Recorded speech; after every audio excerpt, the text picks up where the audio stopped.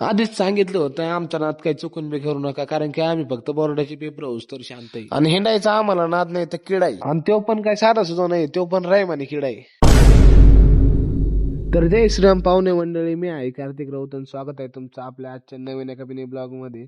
अख्खं 12वीचं वर्ष बोगस गेलं होतं, त्याच्यामुळे काही बोलायला काही चान्सच नव्हता. पण काय विषय नाही, आमची पण तुमच्यासारखी जिंदगी झंड आणि त्याच जिंदगीत रंग टाकायसाठी आम्ही निघालोय मडीला बाबांच्या दर्शनाला. मग सगळ्यात पहिल्यांदा फॅक्टरीवरून गाडीमध्ये 500ची 90 ओतली आणि पंपावरच फुकटच्या भाकडा हवा मारून घेतली आणि गाडी डायरेक्ट टावरीमध्ये नाश्ता करायला घेतली. मस्त पैकी तुतरीला मिसळ आणली आणि डायरेक्ट निघालो मडी गावाच्या दिशेने.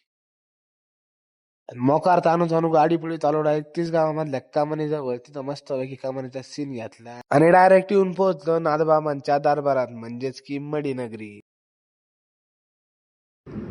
आज काय एवढी गर्दी पण नव्हती, त्याच्यामुळे डायरेक्ट दर्शन रांगेत लवकरात लवकर दर्शन झालं. मग काय मस्त पैकी दर्शन वगैरे केलं आणि आलो बाहेर.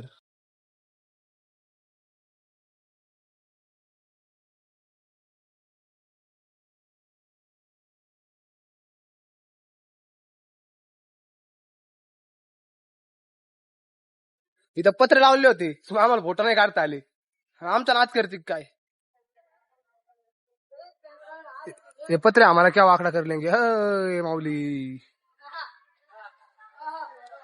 हळूच नाद नाही करायचो, लोक लय व्याकार राहते, पोरं लय व्याकार राहते पोर.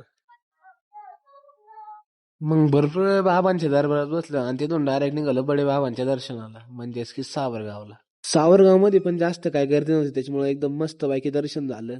मस्त पैकी दर्शन वगैरे केले. आता आम्ही जातोय आमच्या घरी. व्हिडिओ आवडला असेल तर लाईक करा, फॉलो करा. धन्यवाद.